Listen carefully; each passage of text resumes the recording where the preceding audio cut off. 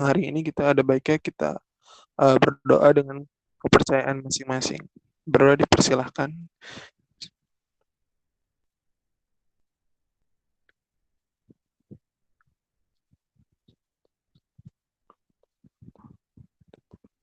Oke, dicukupkan. Nah, langsung aja saya lempar nih buat Wulan untuk menyampaikan materinya. Buat Kak Wulan dipersilahkan. Ya, halo teman-teman semua. Makasih banyak yang udah hadir,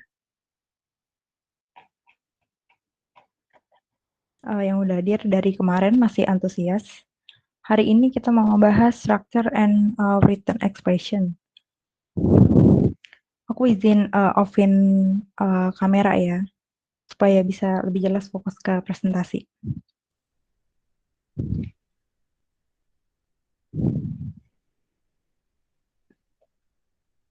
Ya, ini kemarin udah perkenalan. Aku dari tim Scholar.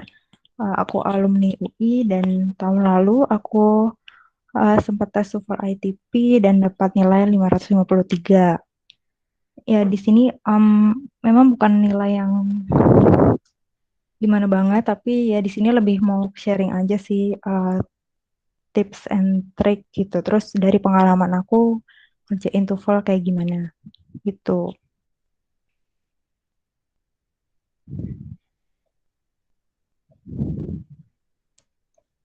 Nah, kalau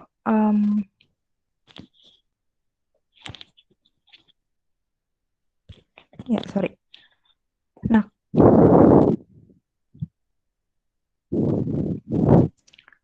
di bagian structure and written expression ini terdiri dari 40 soal. Kayak yang udah aku jelasin di awal penjelasan kemarin tentang listening. Ini bagian kedua setelah listening. Waktu pengerjaannya 25 menit untuk 40 soal. Jadi ya satu soalnya kurang dari 1 menit. Nah, terus dari bagian ini pun dibagi jadi dua. Bagian yang pertama itu bagian structure, pertanyaan 1 sampai 15, di mana di soalnya itu ada kalimat yang tengah-tengahnya itu ada bagian yang dikosongkan gitu atau blank, fill in the blank. Sedangkan bagian yang kedua nomor 16 sampai 40 di tiap soalnya itu ada kalimat di mana di dalamnya ada 4 kelompok kata atau 4, nggak harus satu kelompok kata itu nggak harus lebih dari satu kata, bisa satu kata atau lebih yang digaris bawahi. Terus habis itu dari keempat kelompok kata itu kita mesti pilih yang mana yang salah gitu, yang mana yang tidak benar. Kalau lihat kayak gini mungkin bingung ya. Aku kasih lihat contohnya. Kalau soal structure itu contohnya kayak gini. The boy blank gitu kosong going to the movie with a friend gitu. Terus kita pilih dari pilihan A B C D yang mana yang tepat untuk ngisi kosong ini supaya kalimatnya jadi benar gitu. Jadi ini ngisi supaya kalimatnya jadi benar. Beda sama written expression, ini ada kalimat dari large collection sampai New Orleans, itu kita pilih dari antara yang di underline ini A, B, C, D, pilih yang mana yang salah gitu. Jadi salah satunya pasti salah. Dan di luar yang underline ini udah pasti benar gitu ya harusnya. Next. Nah, ini strategi kalau ngerjain written structure and written expression. Yang pertama itu familiar sama arahannya gitu. Tipe soalnya kayak apa gitu yang dicari kayak gimana. Yang kedua itu mulai dari pertanyaan 1 sampai 15 baru lanjut ke 16 sampai 40. Karena waktunya terbatas juga, jadi kalau dari aku nyaranin ngerjainnya urut. Nah, tapi kalau misalnya ada yang bingung banget mau di skip, itu nggak apa-apa. Kerjain dulu sampai belakang, nanti balik lagi ke pertanyaan yang bingung atau nggak bisa langsung jawab gitu. Dan karena ini waktunya singkat juga 25 menit untuk 40 soal, jadi harus apa ya, nggak bisa terlalu dipikirin lama-lama gitu. Dan karena nggak ada skor minus, jadi Kalau waktunya habis, sebelum waktunya habis, coba isi aja pertanyaan jawabannya gitu, karena siapa tahu benar. Coba tebak tuh. Oh ya, di bagian berikutnya yang mau aku jelasin ini, yang aku sharing ini cuma beberapa, karena sebenarnya structure and written expression ini bisa dibahas jauh lebih dalam gitu, bisa dibagi-bagi lebih detail.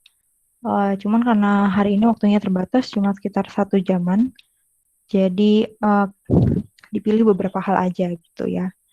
Ini kenapa kalau misalnya orang belajar TOEFL juga, itu tuh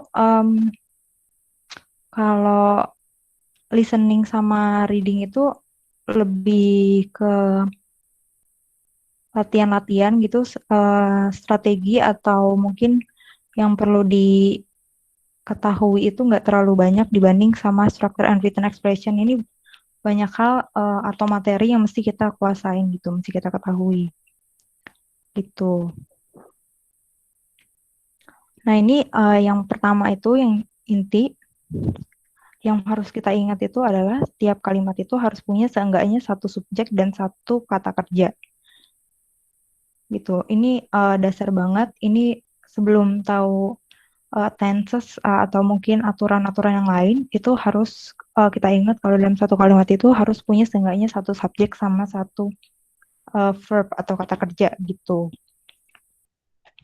Nih, periksa apakah di kalimat itu ada yang hilang antara subjek atau verbnya atau keduanya, atau malah kelebihan subjek atau verb. Ini kelebihan ini bisa berguna juga di structure, di written expression di yang kayak gini nih. Kalau misalnya kita tahu mana verbnya, mana subjeknya, terus ada yang kelebihan, berarti salah satunya salah gitu. Nah, selain satu subjek dan juga satu verb, dalam satu kalimat itu juga bisa jadi ada conjunction atau kata hubung. Kata hubung itu ada banyak banget listnya, kalian juga bisa cari. Contoh di sini aku taruh beberapa contohnya, because atau karena, although atau meskipun, but, tapi, unless kecuali, so, jadi, if, jika, sama therefore, sehingga gitu.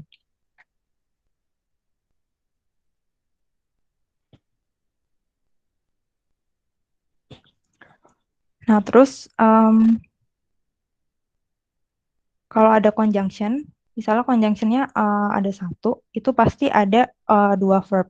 Di sini umumnya ada dua subjek, tapi dua subjek itu bukan berarti selalu subjeknya beda gitu, karena bisa jadi yang subjeknya itu merujuk ke orang yang sama. Misalnya uh,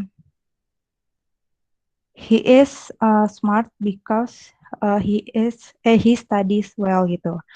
Nah, di sini kan he-nya ada.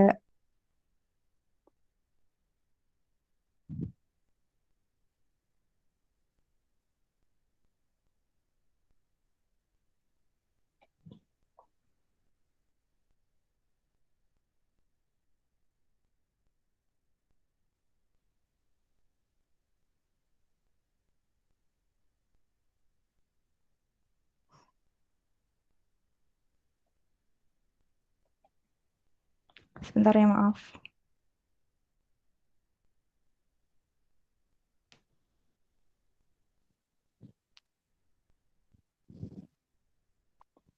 Ya udah kelihatan lagi ya.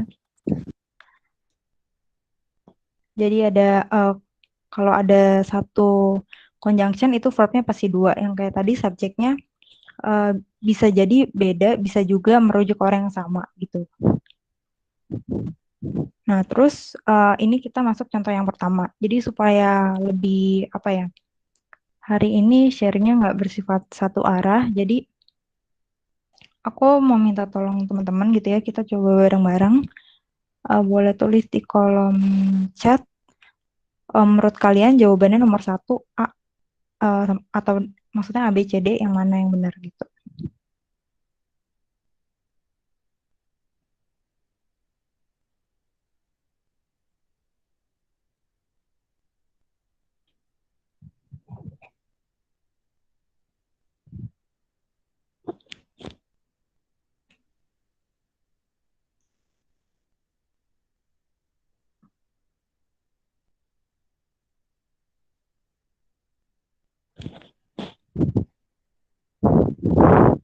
Nah ya, jadi pada jawab D, ya benar D.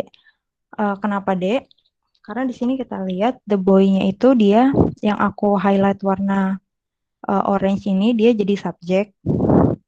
Nah kalau udah subjek kan harusnya di kalimat itu ada satu verb dan di sini kita nggak nemuin ada conjunction.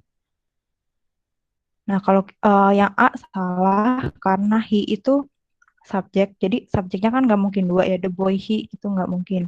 Yang B juga salah karena he juga subjek. Nah yang C ini salah karena nanti jadi aneh. Coba dimasukin kalimatnya jadi the boy is relaxing going gitu kan. Nggak ada bentuk ing-nya dua kali gitu. Jadi yang benar D karena ini juga bentuk dari verb ya will be going gitu. Jadi ada subjek, ada verb. Jadi kalimatnya udah lengkap gitu. Lanjut ke soal nomor 2. Teman-teman bisa jawab di kolom chat. Nanti kita bahas bareng-bareng.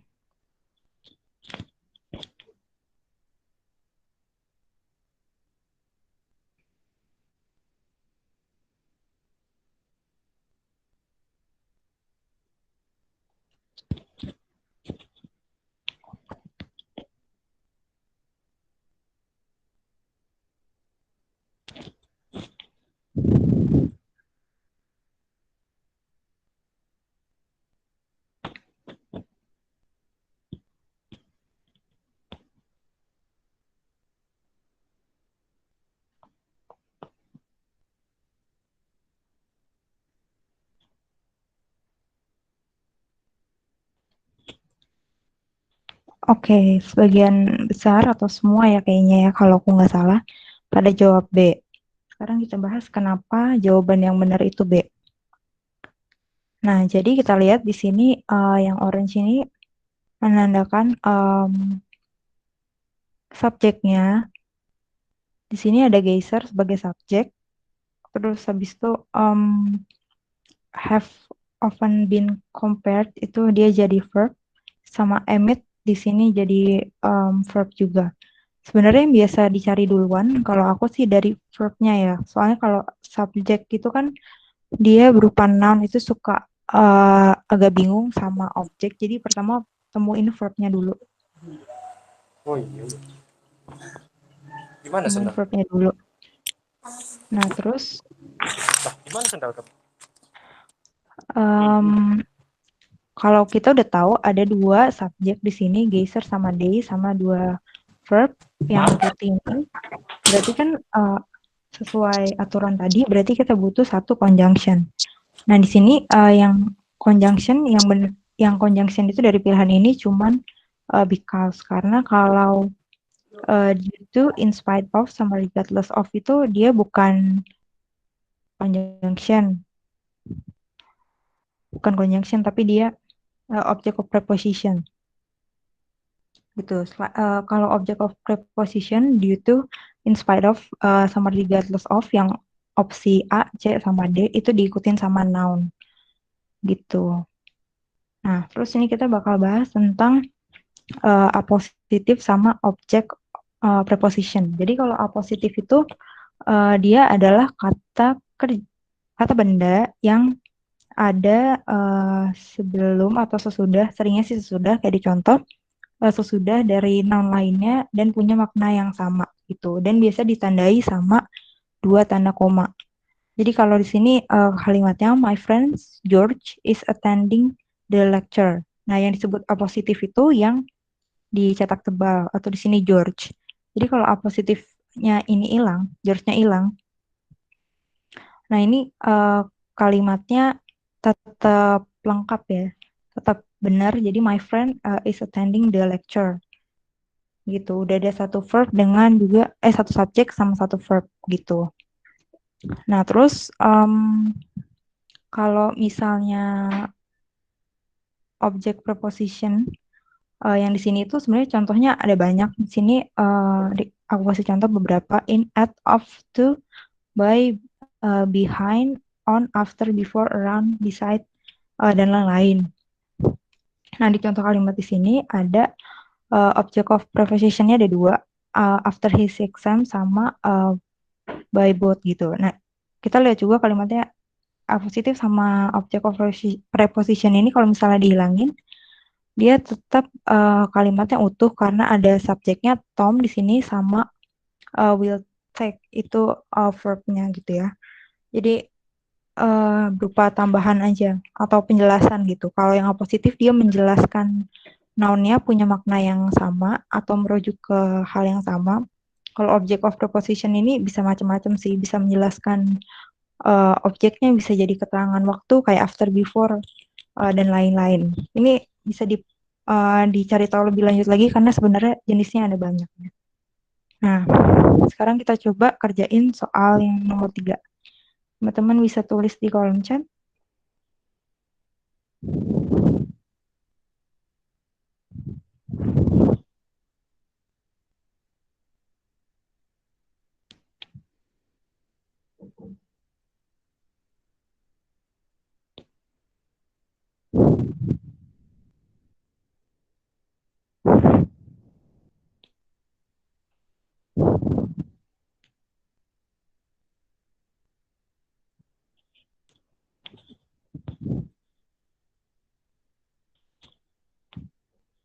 Ya, aku coba lanjut bahas ya. Jadi yang benar itu nomor 3 jawabannya yang D. Kenapa yang D? Karena di sini kita lihat ada positifnya itu the president. Jadi kan ada 2 tanda koma di sebelum dan setelah the president. Itu nandain kalau the president itu positif. Jadi dia itu menjelaskan atau punya makna yang sama noun yang ada di depannya. Nah, berarti depannya itu harus noun kan. Gitu. Kalau ya udah ada verb juga berarti kita cari noun-nya. Nah, yang dari pilihan ini yang noun cuman yang D, Jokowi. Kalau yang lain itu dia lebih ke keterangan. Kalau yang C malah aneh sih. Kalau yang A itu kalau misalnya nggak ada komanya di sebelum dan sesudah ada presiden itu bisa jadi benar gitu. Gitu. Jadi dilihat hati-hati itu apa positif apa bukan, udah ada subjek sama verbnya apa belum gitu ya. Nah, kita lanjut ke soal keempat. Teman-teman bisa jawab di chat.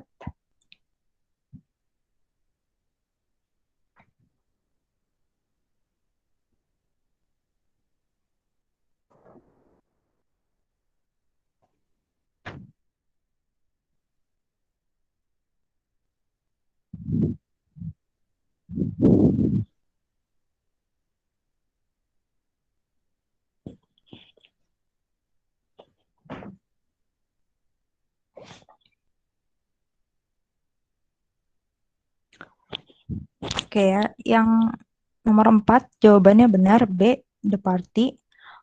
Itu karena tadi ya ada tuh di sini, terus ada komanya juga kayak di contoh sebelumnya. Di contoh yang ini kan dia ditandain koma, tapi bukan berarti itu tandanya sih sebenarnya. Tapi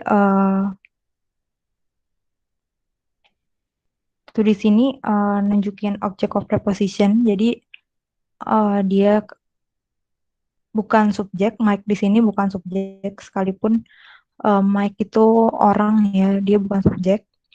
Dan di sini udah ada verbnya was gitu yang aku tandain warna putih. Jadi kita cari subjek di depan verbnya ini. Nah, dari pilihan ini yang bisa jadi subjek berupa noun itu cuman yang B. Yang A, C, sama D itu nggak cocok ya. Yang really itu kan adverb. Nah, nanti akan dibahas adverb. Terus funny itu adjective. Sama when itu conjunction. Kalau pakai itu ntar kalimatnya jadi nggak lengkap. Gitu. Lanjut.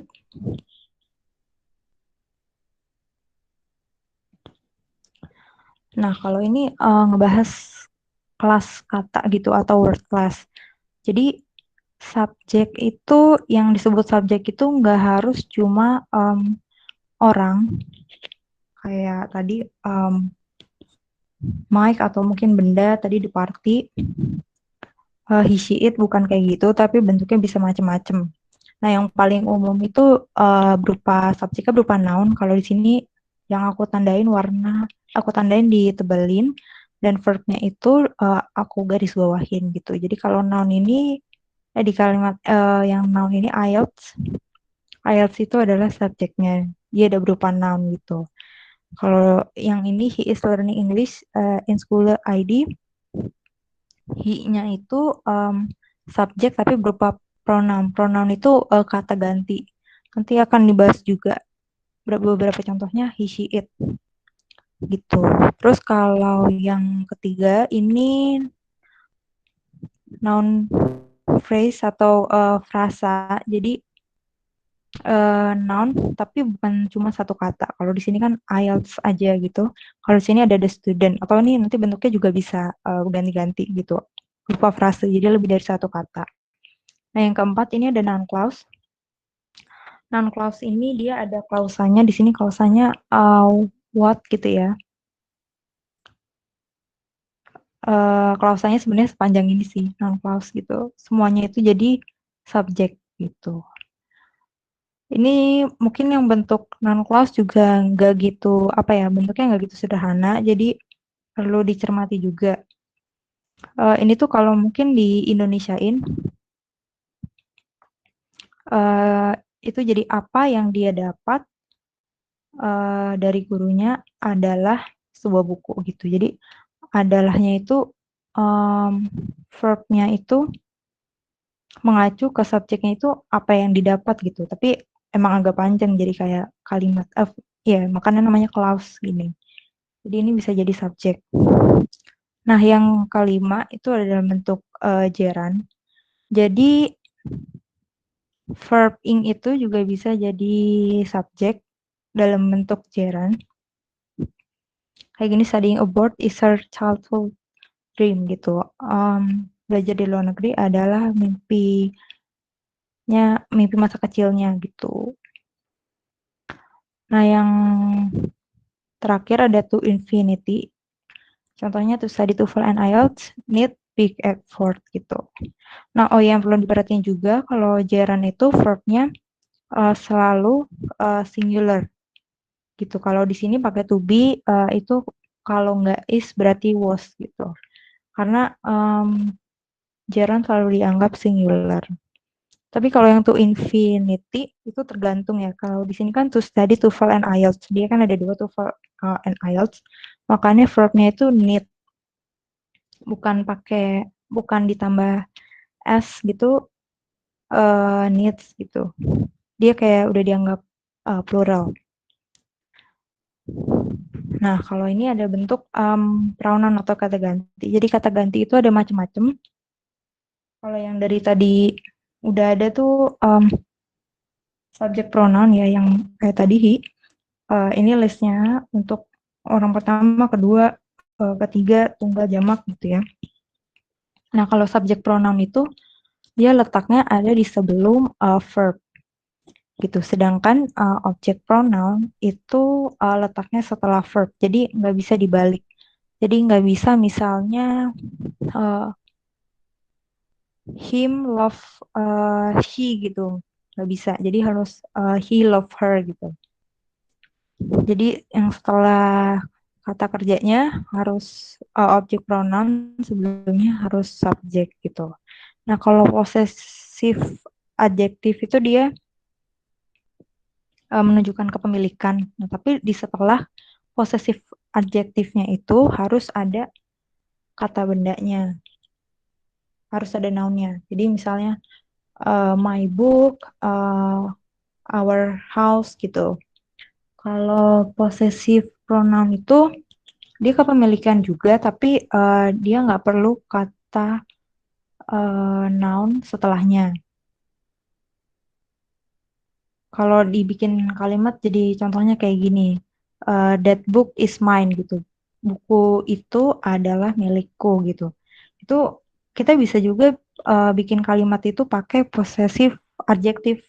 Jadi that book is my book gitu. Kalau pakai my harus ada nounnya book, my book. Kalau mau nggak pakai noun-nya, ya bisa kayak tadi, that book is mine gitu ya. Jadi penggunaan possessive pronoun nggak perlu pakai noun setelahnya. Yang terakhir ada reflective pronoun, itu yang nunjuk ke diri subjek yang melakukannya gitu. I do it myself gitu, aku melakukan itu sendiri gitu. Dan bisa diganti lain dia sendiri atau kami sendiri gitu. Nah, yang penting juga nih, kalau tadi kita udah ngebahas ke subjek, pronoun, dan lain-lain, ini kita masuk ke verb-nya. Nah, verb ini ada beberapa jenis. Dari yang kolom paling kiri itu, yang paling dasar itu kita sebutnya verb bare infinite gitu, atau kata kerja dasar.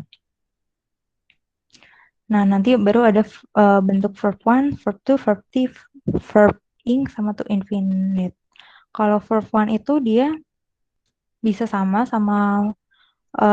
verb bare infinite, bisa juga ditambah s atau es. Jadi ini tergantung sama subjeknya. Kalau subjeknya he, she, it, untuk verb 1-nya itu ditambah s atau es, atau ada juga bisa ada bentuk yang nyebutnya irregular atau nggak sesuai, nggak ditambah s atau es, ada aturannya lagi. Dan ini verb 1 itu dipakai di kalimat present ya, atau sekarang tensesnya yang present. Nah, kalau verb 2 ini untuk yang lampau, bentuknya juga macam-macam, ada yang cuma ditambah ed, ada yang ini take jadi took, itu bentuk irregular. Nah, ini ada macam-macam banget, bisa dicari nanti listnya. Terus juga coba dibaca-baca gitu, supaya lebih familiar. Nah, kalau untuk yang verb 3, verb ing, sama to infinite, itu tuh bukan verb. Maksudnya bukan verb tuh gini. Jadi nggak bisa ada satu subjek, terus diikuti langsung verb 3, verb ing, atau to infinite. Jadi nggak ada misalnya I taken, atau he taking gitu, nggak ada. Jadi mereka itu bukan verb, nggak bisa subjek itu langsung disandingkan sama verb 3 sama verb ing atau to infinite. Harus ada to be atau auxiliary verb-nya dulu gitu. Kayak misalnya kalau mau pakai taken, that the bag is taken gitu. Atau she has taken the bag gitu. Jadi harus ada to be-nya dulu atau auxiliary verb-nya sebelum verb 3, verb ing, sama to infinite, supaya dia bisa digunakan gitu jadi verb di kalimat. Nah, ini kalau yang ini belajar lebih jauh tentang gimana bedain verb sama adjektif. Jadi kayak yang tadi udah aku bilang, bentuk-bentuk ini kan, yang ini bukan verb kan. Nah, ini kalau di kalimat bisa lebih jelas dilihat di sini. Di yang kolom sebelah kiri, kalimat ke atas, kan bilang, the man is talking to his friend. Nah, ini yang is talking ini aku garis bawahi, itu berarti dia verb. Gitu. Karena dia talking, tapi sebelumnya ada to be kan. Berarti dia itu jadi verb di sini. Nah, sedangkan kalau yang di bawah, the man talking to his friend has a beard gitu. Nah, talking di sini ini bukan verb, walaupun dari kata kayak talk kan, verb ing, dia bukan verb, tapi dia adjektif. Kenapa adjektif? Karena dia nggak ada to be depannya, nggak ada auxiliary verb-nya gitu. Jadi karena ini bukan verb, kita mesti cari dong verbnya yang mana di kalimat ini. Verbnya itu has gitu. Jadi ini gunanya bedain mana verb, mana yang adjektif. Karena yang kelihatannya verb ing gini belum tentu dia verb gitu. Jadi harus hati-hati. Nah, kalau di kolom sebelah kanan ini ada contoh yang lain. Yang atas contohnya, the poem was written by Paul. Was written-nya ini dia verb karena dia ada to be-nya kan, was. Nah, sedangkan yang bawah, the poem written by Paul appear in the magazine. Written-nya di sini sebagai adjektif karena nggak ada to be-nya. Nah, sedangkan verb-nya justru dicari setelahnya baru muncul appear gitu.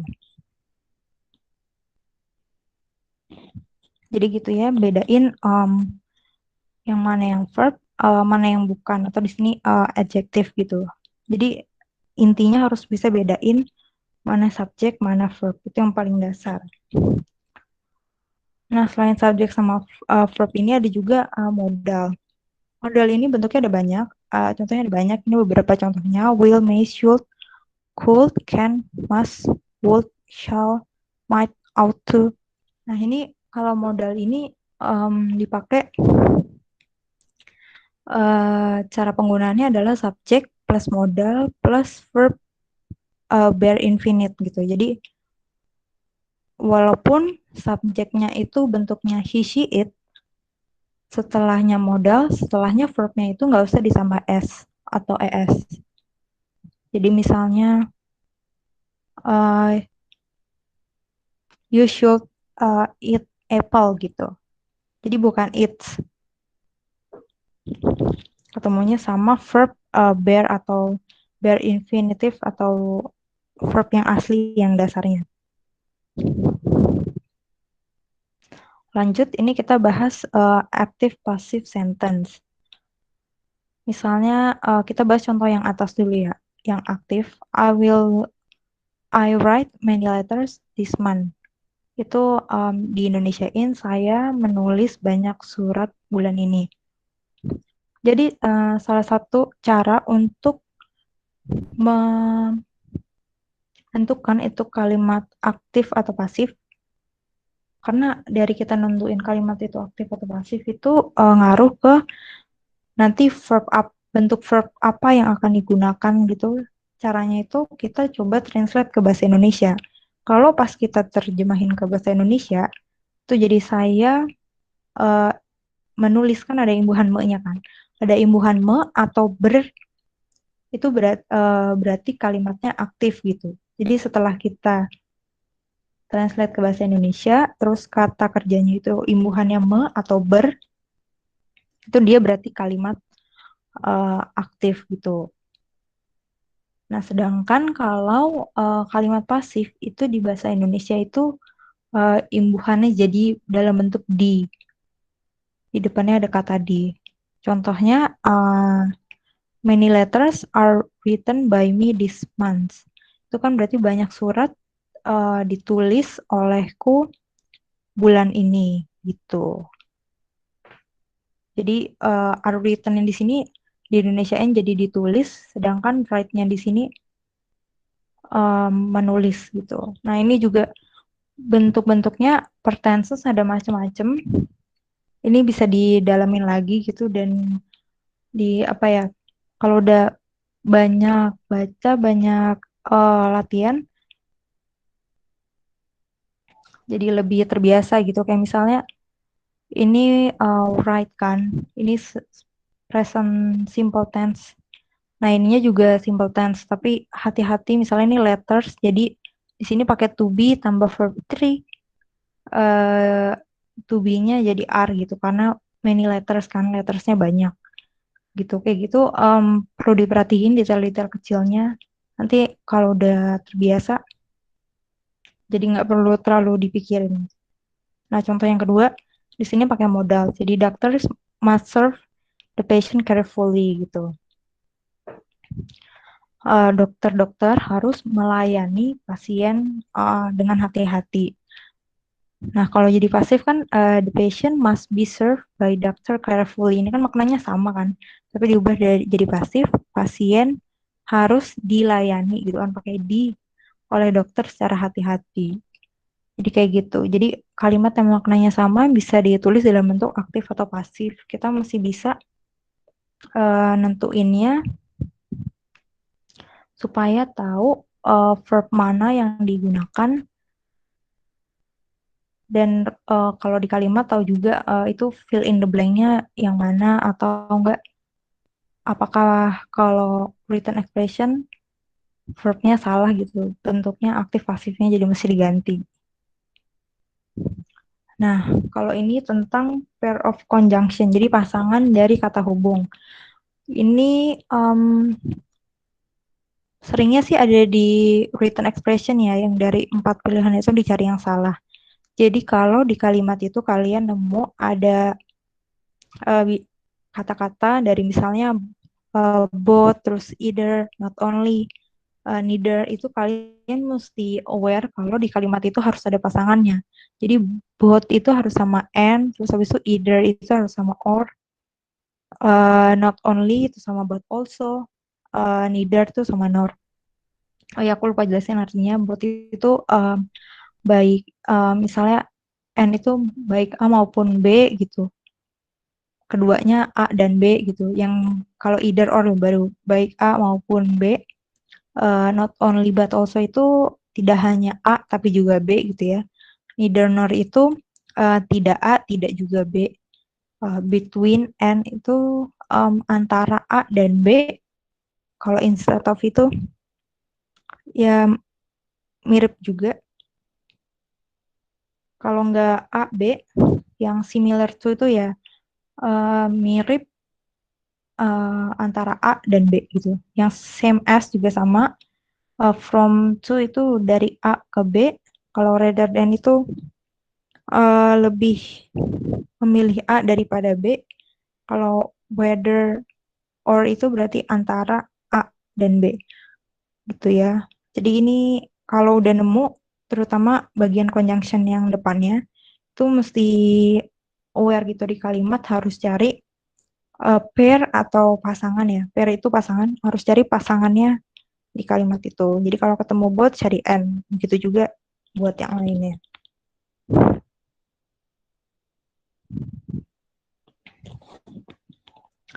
Nah, terus terkait sama verb sendiri, ini kita mesti perhatiin juga si subjeknya itu apakah singular atau plural. Kalau dia singular, itu verbnya itu bentuknya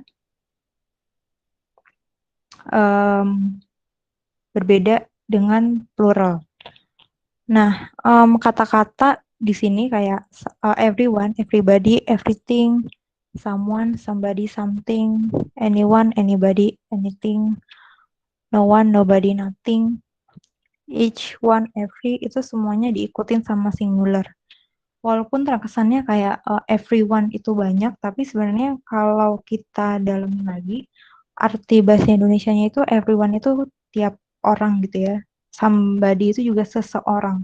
Jadi kan tiap orang atau seseorang itu kan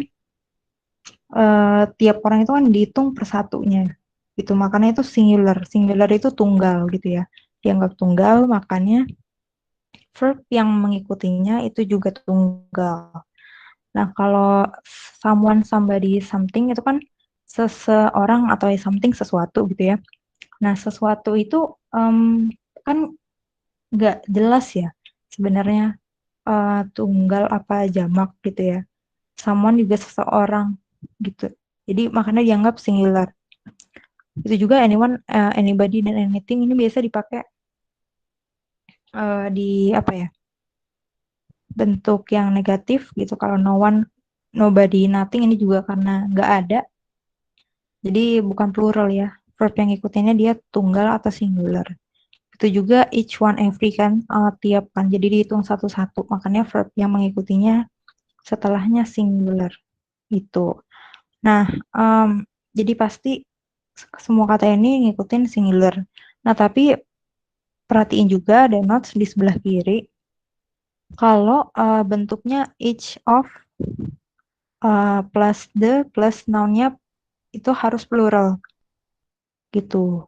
Begitu juga one of plus the plus noun plural. Everyone plus of plus noun plural. Gitu. Jadi harus noun-nya plural karena ini menyatakan apa ya? Each of itu tiap dari suatu kelompok yang lebih besar. Nah, kelompoknya itu plural gitu. Nah, tapi walaupun noun-nya itu plural, jangan lupa kata kerja atau verb yang ngikutin setelahnya itu tetap singular gitu. Misalnya each of the students go to school gitu. Jadi students-nya itu pakai S dalam bentuk jamak atau plural, tapi verb-nya itu tetap singular, go to school gitu. Gitu. Jadi ada beberapa bentuk yang perlu diperhatikan kayak gini. Gitu ya. Nah, kalau ini ada quantifier atau kata-kata yang nyatain jumlah atau kuantitas gitu. Nah, quantifier ini menjelaskan noun itu dibedakan untuk dua kategori, yaitu countable noun atau noun yang bisa dihitung dan uncountable noun atau noun kata benda yang tidak bisa dihitung. Kalau countable noun itu contohnya itu bag, class, sama apple. Jadi dari contohnya ini jelas banget ya, kayak tas kan kita jelas bisa hitung ada satu atau dua atau lebih. Begitu juga kelas, begitu juga apel, jelas ada berapa gitu. Dan quantifiernya, angka yang jelasin angkanya itu bisa all, some, many, few, a few, fewer, the fewest, this, those, several, various, number, a dozen. Nah, sedangkan untuk uncountable nouns itu yang tidak bisa dihitung, contohnya itu sebenarnya ada banyak listnya. Di sini aku ambil tiga, mewakili tiga kategori. Yang pertama itu money. Money itu dan kata-kata lain itu ada yang dari termasuk noun yang apa ya? em, bukan bukan imajiner ya, tapi ya noun tapi nggak bisa dihitung gitu. Beda sama kalau milk itu kan dia food kan. Food itu juga ada banyak, ada listnya sendiri. Selain money itu temennya ada misalnya clothes gitu, pakaian. Pakaian tuh juga uncountable gitu. Kecuali kalau udah di breakdown pakaian tuh bentuknya apa, misalnya kaos kah atau celana gitu. Terus ada juga bentuk yang abstrak. Ini tuh maksudnya abstrak nggak bisa dilihat, kayak motivation, inspiration gitu. Intention, pokoknya bentuknya kayak gitu-gitu. Itu kan nggak bisa kita lihat. Jadi itu masuk, dia berfungsi sebagai noun tapi tidak bisa dihitung atau uncountable noun. Nah, kalau uncountable noun itu dia quantifier yang mengikutinya itu ada all, some, much, a bit, a little, little, very little, a great deal of, a large quantity of, a large amount of gitu. Dan kalau uncountable noun ini dia bisa di kalimat, terutama kayak yang food gitu ya, itu bisa jadi dihitung tapi dia harus dengan penjelasan kayak misalnya a bottle of milk atau a glass of water gitu, a cup of sugar gitu. Jadi harus ada seberapa banyak, karena kalau kita sebut milk atau susu itu kan kayak nggak jelas gitu seberapa. Kalau sebotol susu itu baru kita bisa hitung kan ada 2 botol, 3 botol, tapi kan nggak ada kayak 1 susu, 2 susu, 3 susu gitu. Jadi harus ada ukurannya gitu atau takarannya di depan nounnya. Nah, di sini ada contoh, salah satu contoh menurut aku sih menarik ya. Jadi itu kadang ada beberapa noun yang sebenarnya dia nggak serta-merta digolongin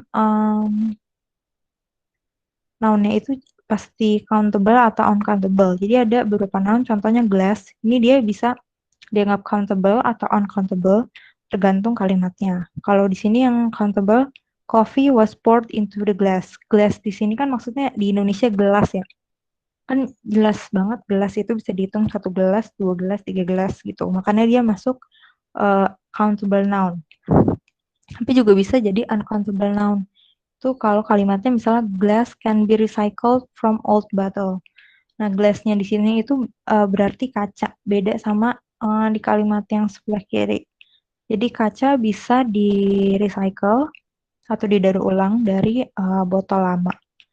Gitu. Intinya perbedaan penggunaan ini biasanya ada di written expression ya. Jadi kadang tuh noun-nya itu uncountable tapi dia pakainya fewer atau few. Nah, itu berarti few-nya itu salah gitu. Harusnya kan nggak bisa pakai few karena dia noun-nya uncountable, berarti itu salah. Itulah kenapa penting untuk bisa bedain countable sama uncountable. Jadi tahu gimana quantifier yang tepat untuk menjelaskan noun-nya. Nah, di dalam satu kalimat itu kan ada beberapa bentuk kata ya, dan noun atau kata benda, adjektif, kata sifat, dan juga adverb, kata keterangan. Jadi kita harus tahu di mana tempat dan fungsi dari tiap kelompok kata ini gitu. Jangan sampai salah dalam bentuknya gitu. Kayak misalnya noun atau kata benda itu fungsinya bisa sebagai subjek juga bisa sebagai objek. Di contoh kalimat ini misalnya I give Tom mungkin agak aneh ya. I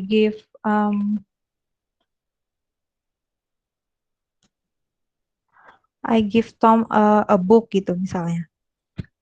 Nah, nanti I-nya itu sebagai subjek, nanti Tom-nya sebagai objek yang dikenai tindakan. Ada juga kalau misalnya I give Tom a book-nya itu sebagai objek, tapi objek yang dikenai tindakan gitu. Nah, itu tuh I sama Tom-nya itu sama-sama dari kelompok kata benda atau noun.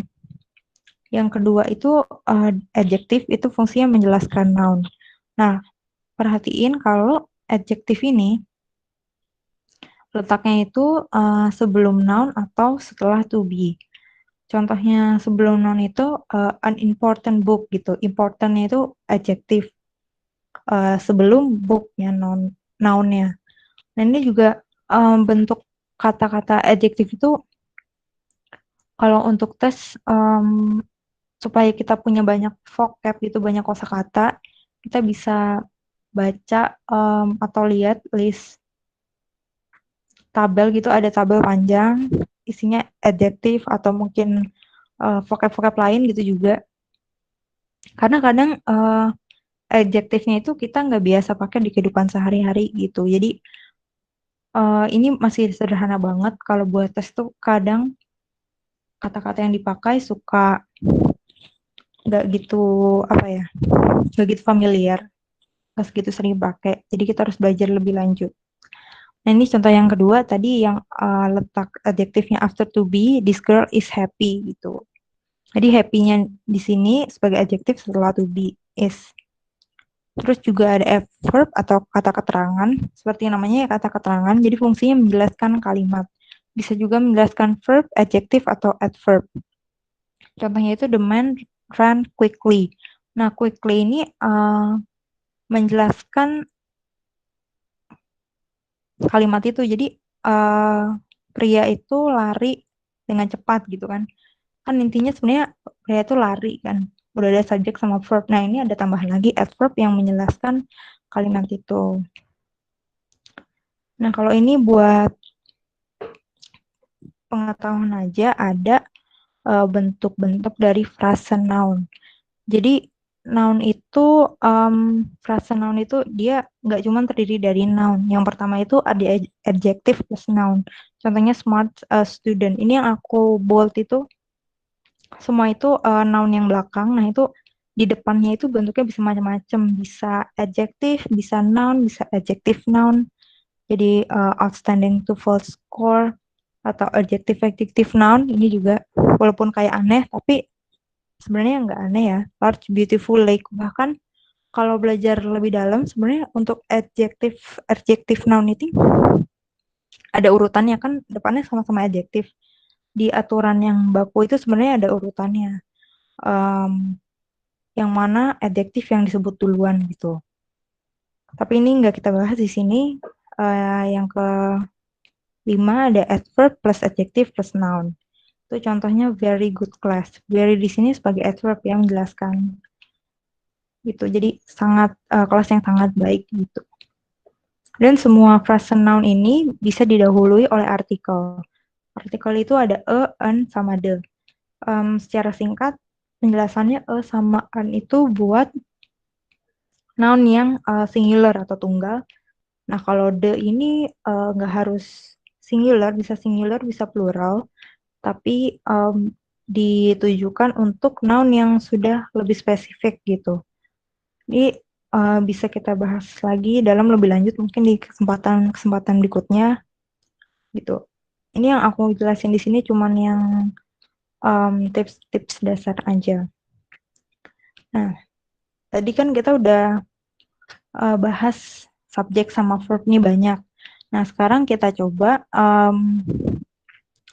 aku minta teman-teman untuk perhatiin 4 kalimat di sini ada yang di kotak putih di sebelah kiri sama yang ada di kotak sebelah kanan. Nah, kalian coba jawab yang kotak kiri itu benar apa salah, yang kotak kanan itu benar apa salah. Itu bisa tulis di kolom chat mungkin kayak kiri apa, kanan apa gitu, benar atau salah. Di dalam satu kotak itu berarti sama ya. Misalnya ada 2 kalimat, dua-duanya itu entah sama-sama benar atau sama-sama salah.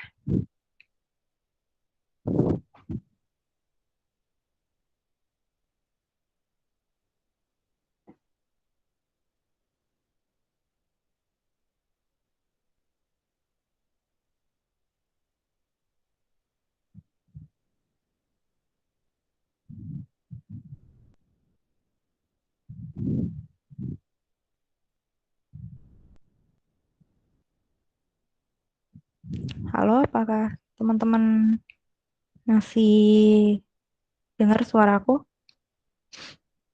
Ada yang mau nebak kiri benar atau salah, kanan benar atau salah? Nggak apa-apa kalau jawabannya salah, kita juga semua masih belajar bareng ya.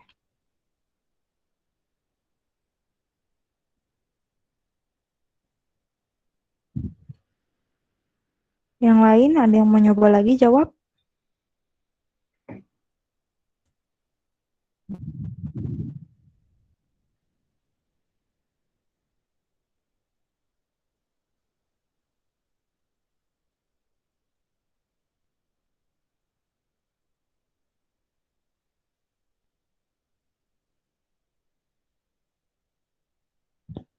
Oke, kita coba bahas ya.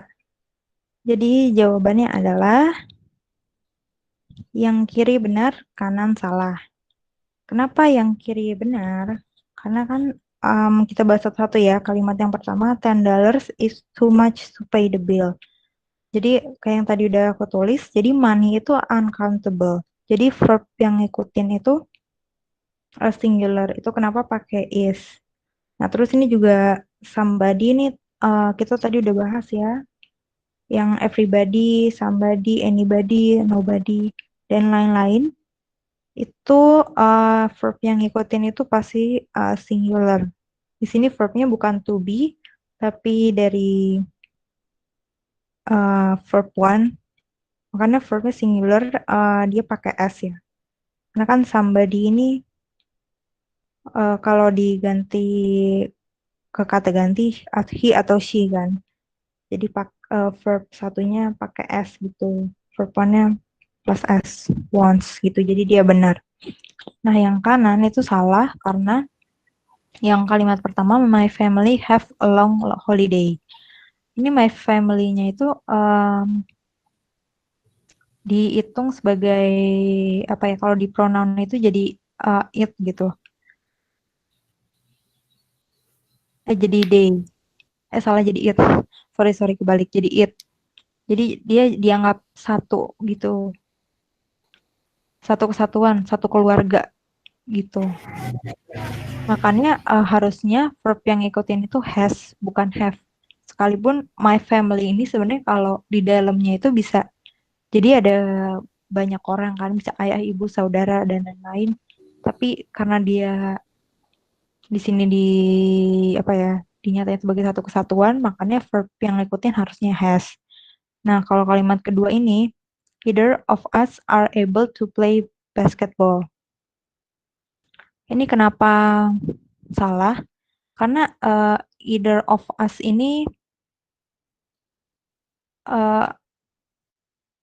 harusnya diikutin sama singular. Buat lebih mudahnya, ini coba either of us itu diterjemahin ke bahasa Indonesia gitu. Ini kan salah satu di antara kita bisa main basketball gitu. Nah, salah satu di antara kita itu kan tadi ya kalau jadi lebih kelihatan bentuknya bahwa setelahnya itu harusnya singular. Jadi harusnya is, to be-nya harusnya is. Jadi either of us is able to play basketball. Jadi bukan are. Sekalipun depannya kelihatannya us tuh ada banyak ya kayak we kan objeknya. Tapi bukan itu yang nentuin gitu. Karena ada either of-nya. Berarti salah satu di antara kita bisa main basketball harusnya is. Mungkin ini agak bingungin ya, agak tricky gitu karena emang subject verb agreement ini penting ya. Jadi kita selain harus tahu singular plural harus tahu juga verb-nya mesti pakai yang mana gitu. Jadi mengenali subject dan verb itu penting banget di TOEFL gitu. Nah, kita sekarang masuk ke contoh soal written expression. Dari kalimat ini kalian pilih dari antara A, B, C, atau D yang mana yang nggak tepat gitu di kalimatnya atau salah. Teman-teman bisa jawab di kolom chat ya. Nanti kita bahas.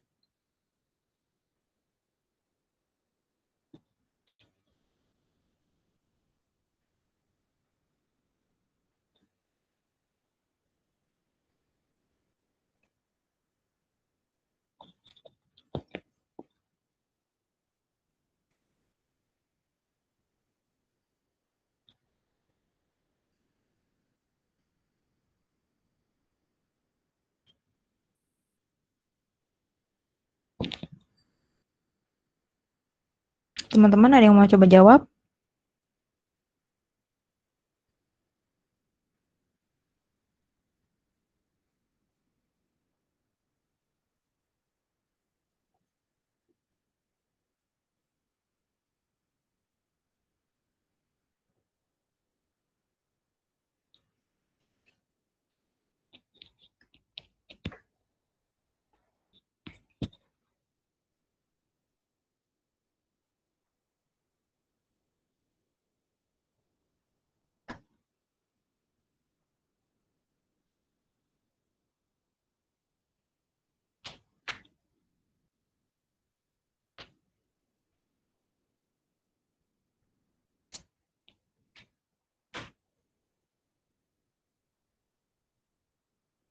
Ada lagi yang masih mau jawab?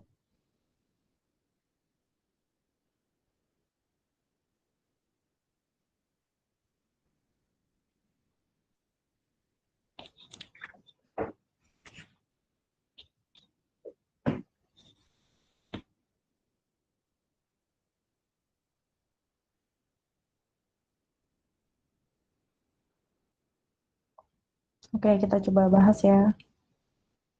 Ya, yang benar jawabannya D. Kenapa yang D? Karena yang D ini di kalimat jadi the earth is abnormal high. Nah, abnormalnya ini adalah adjektif atau kata sifat. High juga kata sifat atau adjektif. Memang tadi ada bentuk adjektif plus adjektif tapi plus noun. Nah, di sini kan nggak ada nounnya ya. Jadi nggak ada berdiri sendiri adjektif plus adjektif tanpa noun. Makanya abnormal high ini salah. Dan kalau mau dibenerin, ini aku kasih tulisan di bawahnya yang warna hijau. Jadi abnormally high atau jadi bentuknya adverb plus adjektif itu bisa gitu. Nah, kenapa yang lainnya benar gitu ya? Kalau during itu kan dia preposisi ya. Preposisi diikutin sama noun-nya solar storm, sorry. Nah, ini benar. Dan di amount of radiation reaching the earth itu jadi subjeknya ini juga benar gitu. Kan di amount apa ya? Ini mungkin kayak panjang banget kalian agak bingung. Jadi ini noun-nya itu dari the amount sampai the earth. The amount itu kan tadi ya, sebenarnya tadi udah ada di quantifier, itu juga diikutin sama noun kan. Nah, noun-nya ini radiation reaching the earth. Ini kalau di Indonesiain jumlah radiasi yang mencapai bumi adalah gitu. Nah, yang di sini yang mencapainya itu jadi pakai reaching. Sebenarnya ini nanti kalian kalau belajar lebih lanjut, jadi ini bentuk reduksi gitu.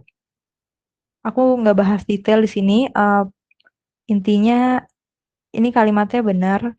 Jadi reaching di sini apa ya? Kalau di Indonesiain ya tadi itu jumlah radiasi yang mencapai bumi gitu. Jadi berupa bukan keterangan sih ya, tapi ya itulah. Jadi mereka satu kesatuan gitu.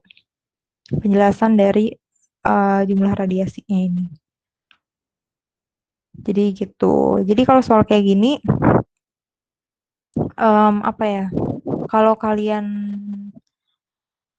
itu kenapa belajar structure itu biasanya butuh waktu yang lebih lama gitu ya kalau belum familiar. Karena kalau kayak gini, misalnya kita cuman tahu ini nih, tapi kayak bingung yang lainnya apakah pasti benar gitu. Kalau kita udah tahu aturan atau aturan structure atau written expression dari lebih detail gitu, lebih luas, itu jadi lebih cepat nemu yang mana yang salah atau yang mana sih yang janggal gitu. Lanjut ke soal berikutnya. Masih juga sama kayak soal nomor 6. Jadi pilih dari A, B, C, D yang salah yang mana. Kalau udah pada tahu jawabannya bisa tulis di kolom chat.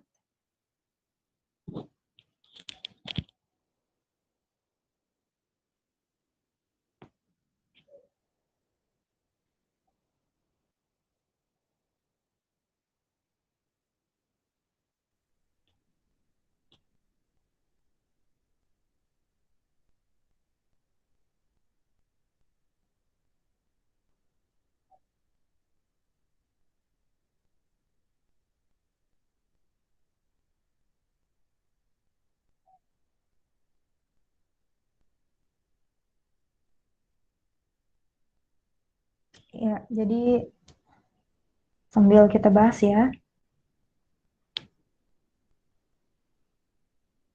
Jawaban yang benar A, karena di depannya udah ada Yosemite National Park. Ini kan noun, dia sebagai subjek, terus ada it lagi.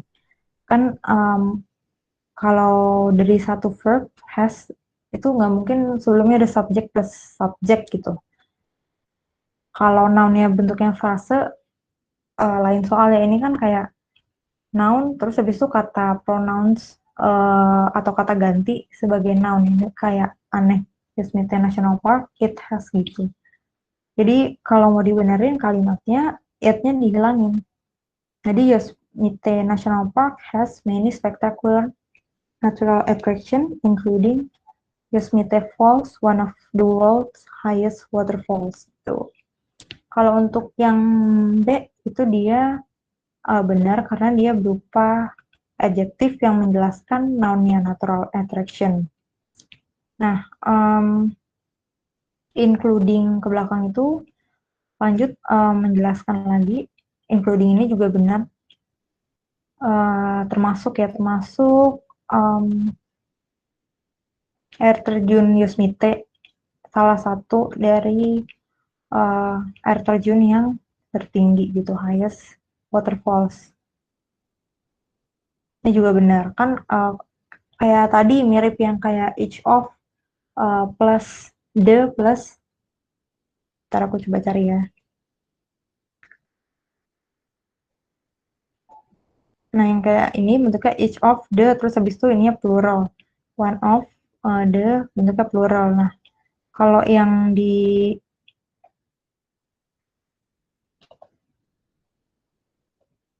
ini kan bentuknya one of the, nah harusnya noun di belakangnya juga plural. Nah, ini udah benar, waterfalls ada S-nya.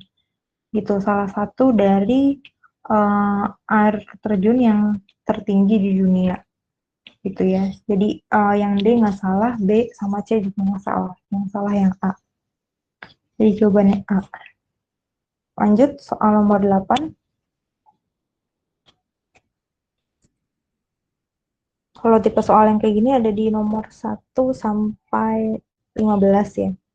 Untuk fill in the blank.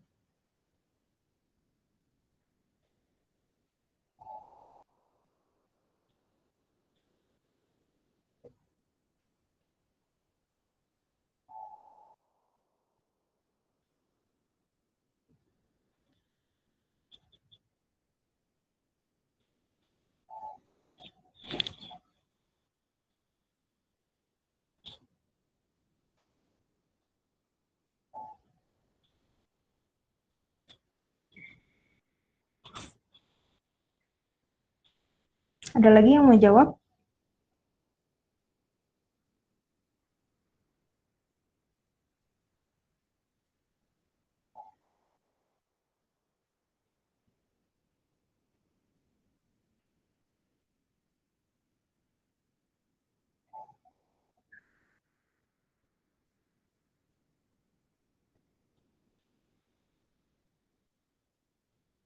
Oke, kita bahas ya. Jadi jawabannya adalah A.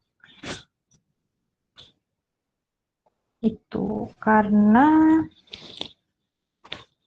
di sini kan stok itu stok di sini maksudnya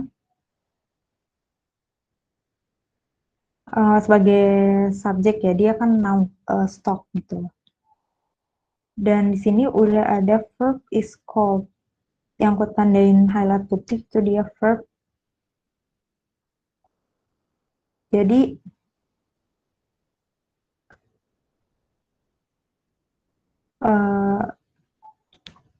bentar, kita coba pilih dulu bahas dari jawaban yang salah ya, biar lebih paham. Jadi pertama yang B dulu. Kenapa B itu salah? Karena udah ada verbnya is called. Kalau ada isunya lagi ntar dia jadi double verb.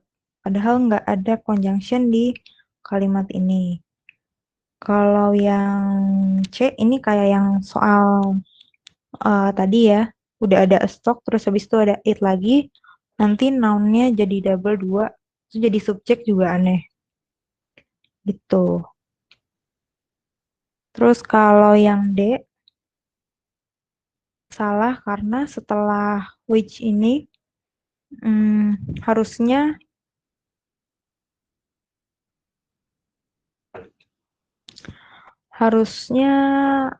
sebenarnya which-nya sendiri aneh di sini. Maksudnya kalau dimasukin dia nggak cocok. Nah, tapi kalau misalnya issued-nya ini kan kita bingung kan. Ini kan bisa jadi bentuk verb 2 atau verb 3. Ini di luar kalimat ini ya. Kalau di luar kalimat ini ada kata which issued itu bingung dia itu issued di sini verb 2 atau verb 3. Itu tahunya dari kalau setelah issued-nya ini ada objek itu dia berarti verb 2 dia bentuk verb kedua. Sedangkan kalau setelah issued-nya ini ada bentuk object of preposition, kayak misalnya issued by the government gitu, itu berarti dia issued-nya itu sebagai verb 3 gitu. Itu tambahan aja. Jadi sebenarnya ini bentuk kalimatnya agak bingungin ya. Karena ini udah gak gitu sederhana. Ini ada subjek, ini ada verb. Jadi issued di sini tuh apa ya? Kayak sebagai ini nanti ada lagi pelajaran lebih lanjut bentuk reduksi gitu. Jadi ini menjelaskan kayak tadi yang mana ya?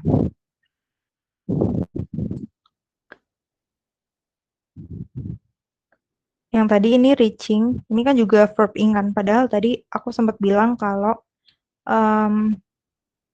verb ing itu nggak bisa sendiri atau nggak, sebenarnya bukan nggak bisa sendiri, tapi dia nggak bisa berfungsi sebagai verb. Nah, makanya di sini juga nggak berfungsi sebagai verb. Nah, begitu juga di sini sebenarnya dia fungsinya bukan sebagai verb, verbnya yang ini. Jadi ini tuh bentuk reduksi gitu. Nanti mungkin kedepannya aku bisa jelasin lebih lanjut karena udah terbatas juga waktunya. Ya, mohon maaf kalau banyak kekurangan. Masih ada sisa waktu, apakah teman-teman ada yang mau bertanya? Halo Kak Dewi, aku mau nanya. Suara aku kedengeran nggak ya?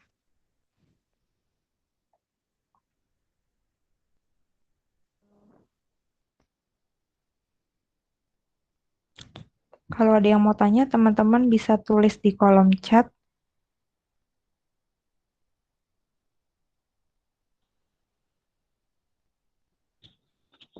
Kolom chat atau raise hand gitu.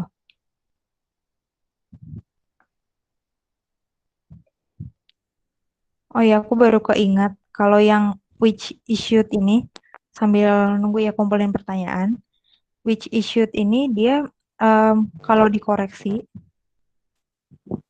kalau mau jadi benar itu harusnya which is issued gitu. Jadi ditambah sebelum issued-nya itu ada to be-nya supaya dia jadi bentuk pasif gitu.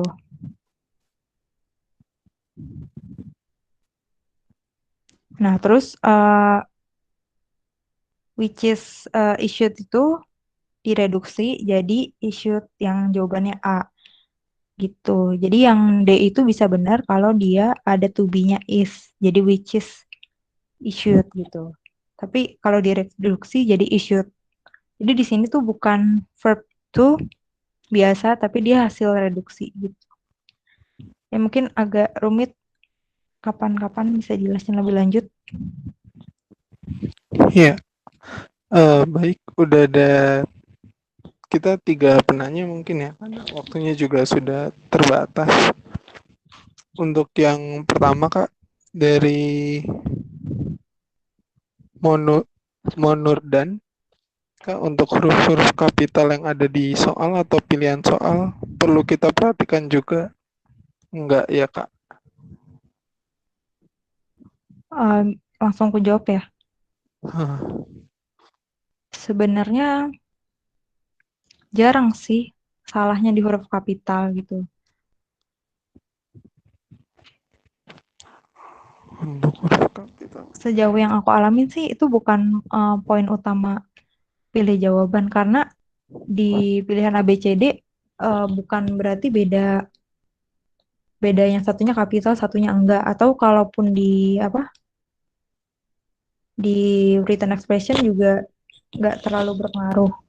Paling kalau huruf kapital juga yang perlu diperhatiin di awal kalimat sama penamaan aja kan, nama orang, nama tempat, nama apa gitu.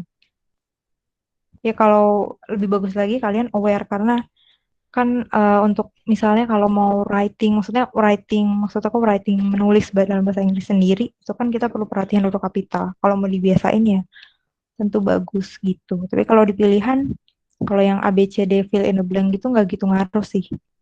Gitu. Dari kamu Za ada tambahan?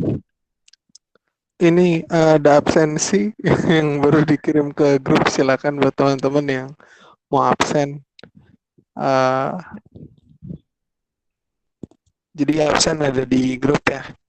Di grup di kolom chat kita, sorry. Di kolom chat ini sekarang bisa di absen tuh. Oke, terus ada pertanyaan kedua nih Kak.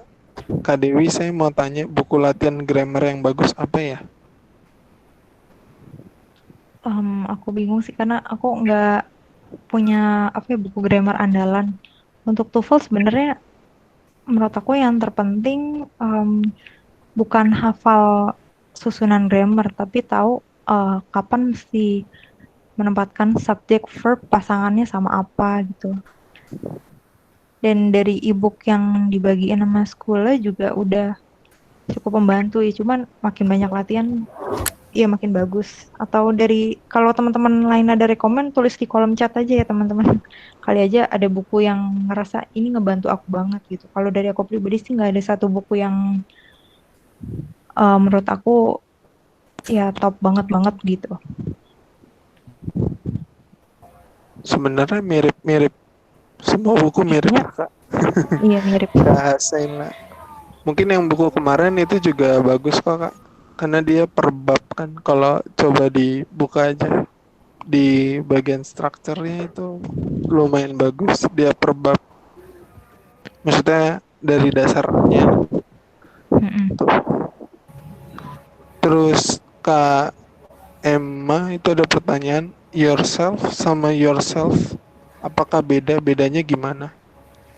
Bedanya kalau yourself yang pakai F itu dia bentuknya singular atau tunggal. Jadi kalau di Indonesiain kayak diri kamu atau diri, kalau formal diri Anda gitu ya. Kalau yourself yang pakai VES itu bentuknya jamak. Jadi diri kalian gitu. Bentuknya yang satu mengacu ke tunggal cuman kamu gitu. Satu orang sama kalian. Bentuknya banyak gitu.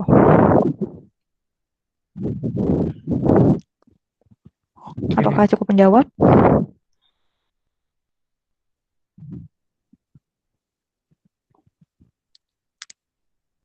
Lalu ada Kak Fajri mau tanya, apakah kakak ada trik itu untuk soal-soal yang mencari kata yang salah dalam susunan kalimat seperti tadi? Terima kasih Kak. Iya, trik paling dasarnya yaitu tadi. em, Kalau aku biasa cari dulu verbnya yang mana gitu. Dan itu tadi kan banyak bikin terkecohnya kan. Verbnya ada yang ternyata dia bukan verb, dia adjektif. Walaupun kayaknya pakai bentuk verb ing gitu ya. Yang kayak gitu-gitu harus diperhatiin. Pertama cari verb dulu, terus cari subjeknya. Nah, itu kan juga saling menyesuaikan, yang satu singular, pluralnya kayak tadi kita harus paham. Terus habis itu letak-letaknya apakah sama bentuknya, apakah dia benar adjektif plus adjektif kan salah gitu. Yang satunya harus ganti adverb. Ya gitu sih intinya, tentuin dulu verbnya, udah tahu, terus habis itu tentuin subjeknya, baru yang bentuk lain-lainnya apakah benar dia di situ bentuknya adjektif gitu. Kalau mau dijabarin ada banyak, cuman intinya sih yang aku lakuin kayak gitu. Pentingnya buat seenggaknya tahu verb, tahu conjunction, Mm-mm. Iya, tahu conjunction. mana Iya benar juga. adjektif, mana yang adverb biar nggak kebalik-balik, sama tahu arti. Mm-mm. Itu terakhir kalau mentok banget. Kalau iya, tahu arti tuh em, dengan banyak latihan sih ya. Iya. Karena kadang Oke. suka pakai Mungkin ini apa pertanyaan terakhir nih Kak. kata-kata yang nggak bisa. Kalau IELTS itu ada aksen British dan Australia. Iya ada. Pertanyaannya dari atau tidak? Ya ada. Gitu. Ini terkait listening ya, aksen. Oke, teman-teman, makasih mungkin ya buat hari ini.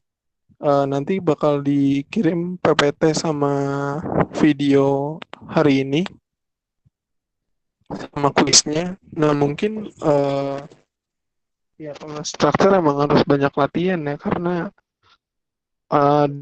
apa ya kayak bisa kena terbiasa lah. Nanti emang mungkin kalau di soal-soal tuh benar kata Kak Wulan tadi akan ada adjektif-adjektif yang kita asing lah kayak ini adjektif atau bukan kayak gitu. Tapi dengan banyaknya latihan nanti kita bisa tahu oh ini verb, ini adjektif atau ini noun. Mungkin nanti di TOEFL drilling kita bakal lebih ngebedah lebih lanjut lah kayak gitu. Trik-trik ngerjain soalnya gitu. Sekaligus diskusi. Dan buat teman-teman kalau ada yang mau ditanyain di grup tanya aja ya kayak gitu. Oke, gitu aja sih. Terima kasih buat kehadirannya. Saya tutup pertemuan kali ini dan besok jangan lupa jam 2 lagi ya kita bakal ngebahas tentang reading gitu. Oke, kurang lebih mohon maaf. Assalamualaikum warahmatullahi wabarakatuh. Waalaikumsalam.